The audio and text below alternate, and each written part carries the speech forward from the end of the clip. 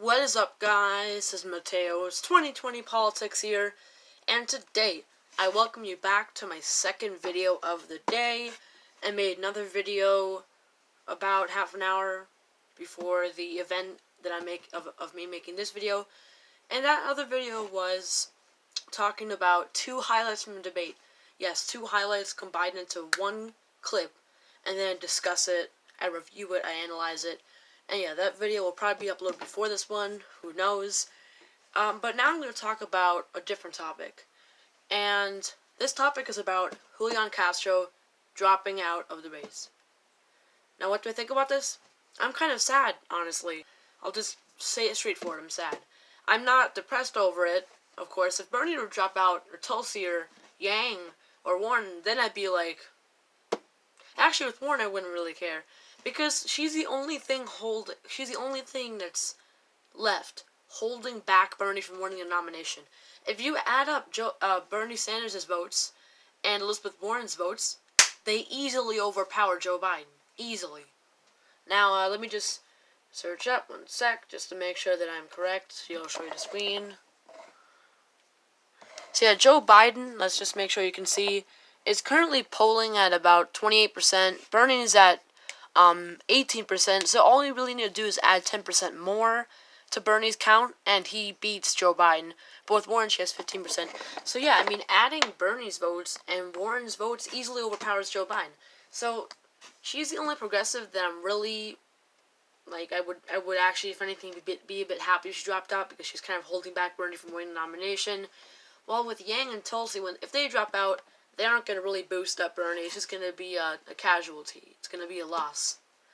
And, you know, with Julian Castro, of course I'm not as sad that he dropped out than I would be if one of these four dropped out. But nevertheless, I'm not happy either. Because this guy is what I would call a second-tier progressive. You know what I mean? He's pro-Medicare for all, things like that. But on the other hand, can go just a bit moderate. He wasn't really centrist. He seemed genuinely in touch. His main issues, I'd say, were immigration, obviously, and reparations. What I mean is the whole let's pay black people an extra amount of money to kind of to almost honor their ancestors who have passed away. It's reparations, and if we were to do that, we would be in debt with a large amount of money. Now, what do I think about this issue? I'm a bit, I'm not too sure about this issue. You could say that it's a progressive issue, it's a far-left issue, but not really, because you have people like Joe Biden and Julian Castro supporting it, and some people like Bernie Sanders not supporting it. But nevertheless, Julian Castro was an overall progressive. He was for Medicare for all. Definitely the farthest left candidate in terms of immigration. He wanted to repeal Section 1325. I still remember that classic line from the first debate. I want to repeal Section 1325 of the blah blah blah Act. And mind you, that was back in the first debate, but that line I still remember because it was iconic. He did a great job in the first debate, as well as the third. Not too much the second and the fourth. He fell kind of flat. So, of course, he didn't make it to the fifth and sixth. I missed him, along with Kamala Harris and Cory Booker, although the two of them made it to the fifth one, just not the sixth. And, Castro supported, once again, reparations. He supported... Why am I blanking now? Repealing Section 1325 of the blah blah blah Act that had to do with immigration, undocumented immigration. And, I'm going to miss this guy. I kind of liked him because overall he could sometimes just come across as being a bit out of touch in the way that he spoke. Instead of being like, let's fight for the American people, he'd be like this, we have to fight for the American people against the corporate classes, and we have to fight for Medicare for all, and just speak in a very slow and clear way that just seemed really out of touch. It's kind of what Tulsi Gabbard does, and I don't really like it. Because you gotta show that you're not a robot. You gotta prove that you were not made in the factory, and you're not model 1325. Get the reference? So, yeah, he failed to prove that he wasn't a cyborg android / robot, and that might have damaged him a bit, but overall I liked his policy positions. that's the only con about him. The only con is really the way he spoke, which was in a really formal, somewhat out of touch way, a '90s Democrat way. But his policies were actually good. And when he got aggressive, I loved it. In the third debate, he attacked Joe Biden for contradicting himself in Medicare for All, and he did such a good job there with his pure aggression that I was even considering supporting him.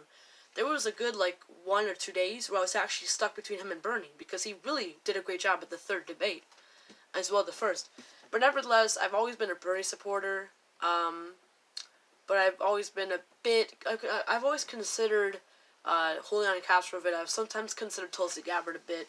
So yeah, Julian Castro was up there. I kind of liked him. So thank you for watching this video, guys. We're honoring Julian Castro. May he rest in peace. May his presidential campaign rest in peace. See you guys later. I'm sad to see him go.